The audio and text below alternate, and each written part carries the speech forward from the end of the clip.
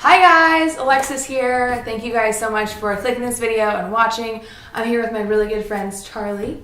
Hi. And Nicole. Hi. And these are both my colleagues at ConvertKit. Some of you guys might not know, I have a full-time job and I work for a really awesome email marketing service provider called ConvertKit. And these are my two awesome coworkers. Mm-hmm. But they're also side hustlers and creators and people that care a lot about women empowerment and design and really cultivating amazing communities. And so I wanted to bring them on the channel today to talk about some pretty tough topics like vulnerability.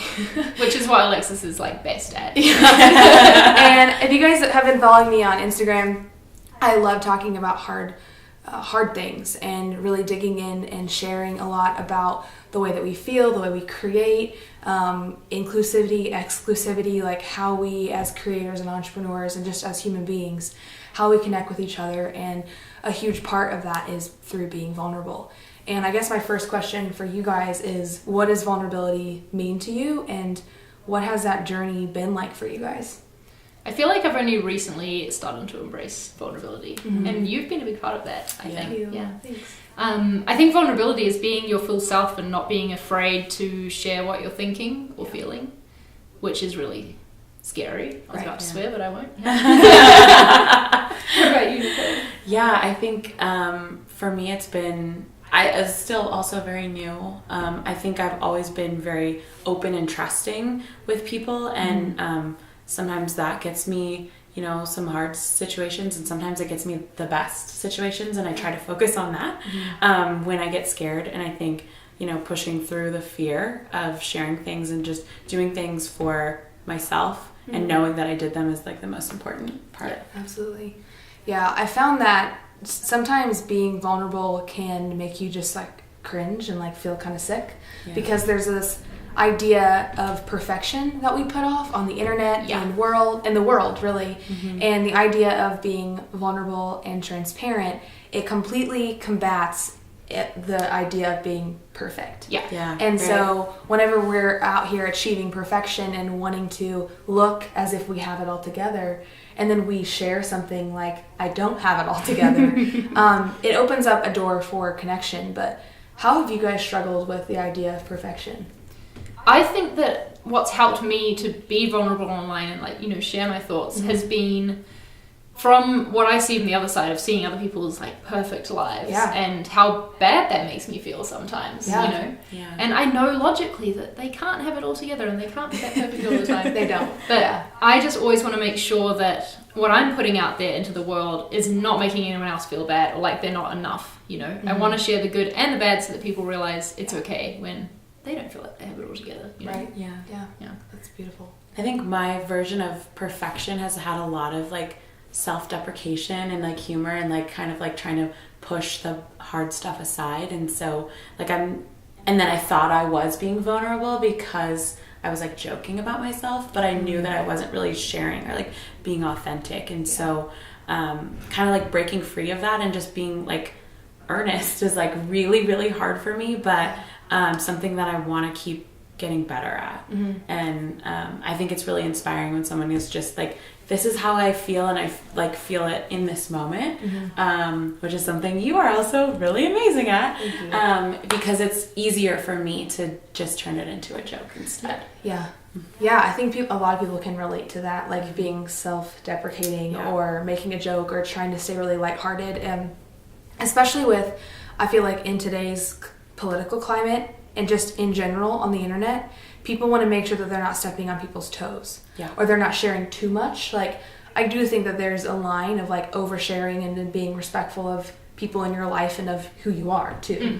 But I also have found that sometimes in the idea of being too politically correct or being too, in search of perfection, that you don't really share anything about who you are or what you're struggling with at all. And what do you think are the benefits of sharing, of being open enough and being vulnerable and really being honest about maybe what you're feeling, what you're going through, or, being honest whenever you don't have it all together? I think it can help with you figuring things out for yourself, trying to put it into words to explain how you're feeling, whether it's in like an Instagram caption, in a YouTube video, or just talking to someone else, perhaps, you know, it's hard to just be vulnerable one-on-one sometimes. Yeah. But I think that attempt to like express it can help you process it a bit, you know, and help you figure out how it's feeling for you. I don't think you should use like social media or whatever as your therapy. I think sometimes that can go a bit far and, you know. Glad you said it. Like, it's good to have conversations that are kept just private between trusted people, you know. Of course. Right. Because that's definitely a fear I have, is people taking advantage of vulnerability. And even though the majority of people in this world will like see it as a beautiful thing that you're being vulnerable and, you know, like take something positive away from it, there's always going to be someone who wants to use it against you. And so being careful not to overshare, I think, is something that I think that's really important. And you can protect yourself too. Yeah. What about you? Yeah, I think it's about being vulnerable is about bringing a side of yourself that most people don't see. And that is context to everything that you do. So when somebody gets your vulnerable side, they get all of you. And then maybe if you are misunderstood in a situation, or they don't see your values as all you are. So like the political example is great. Like when you know the whole person and not just their political view of something, it's a lot easier to just have a conversation or debate and then move forward and go have dinner, you know?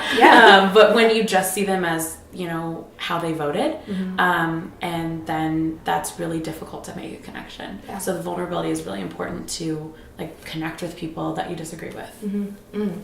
I love that. I don't think I've ever thought about it like that, in that capacity.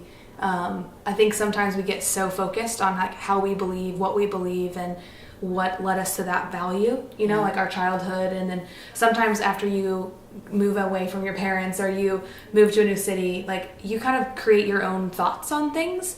And that's actually that's when I found vulnerability, actually, for the very first time. Because I think growing up, I cared a lot about image management and making sure that everyone thought everything was good all the time, you know, and like hiding a lot of my emotions and hiding a lot of like things that were going on in my life because I didn't want anyone to know that I wasn't perfect. And on the flip side of that, when I finally moved away from home and kind of like started making my own life decisions, I feel like was like my tipping point, or like my breaking point of, I want to live a very full life. And like living a full life means being honest and not hiding from who you are, and not hiding who you are from other people that care about you.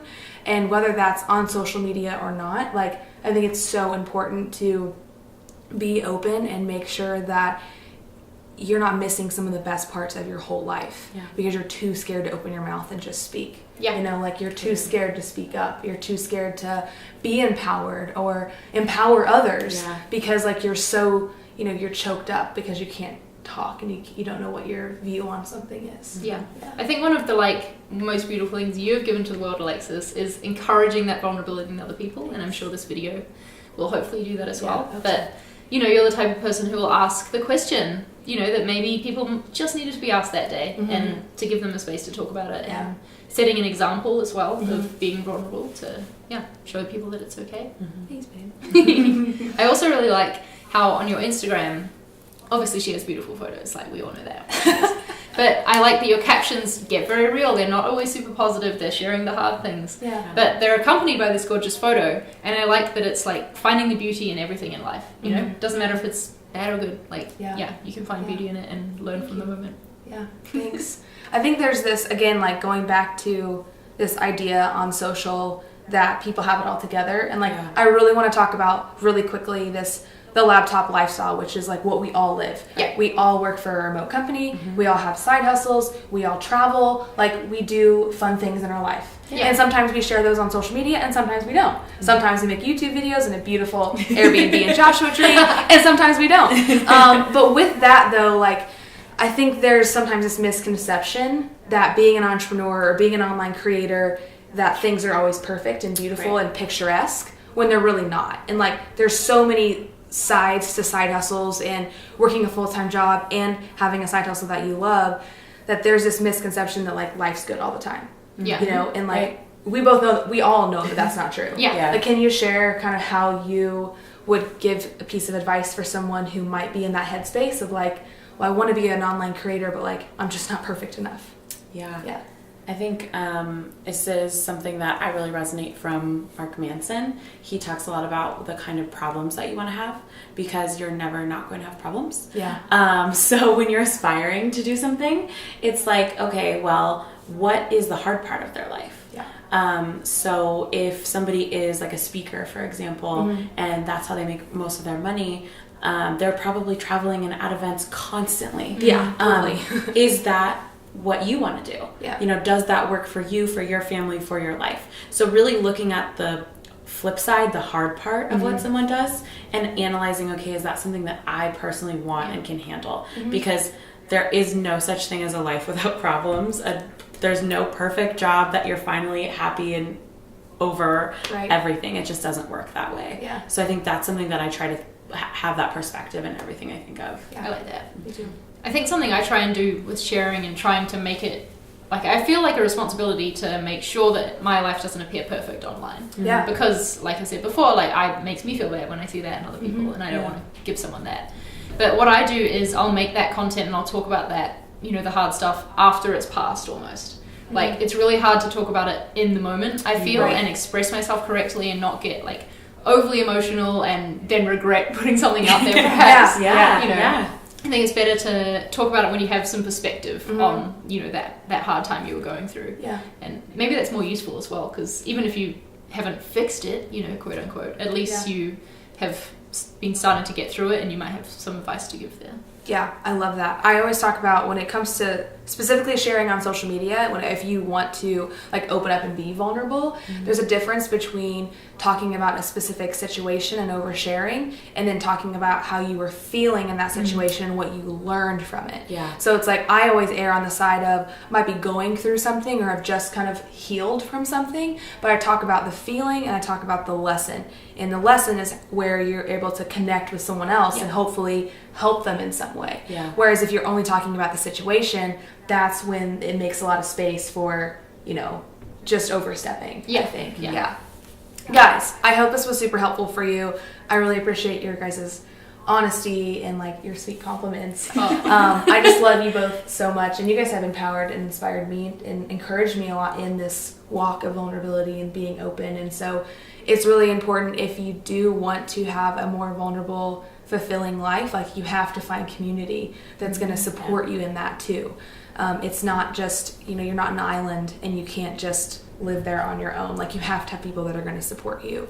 And I'm really thankful that you guys support me.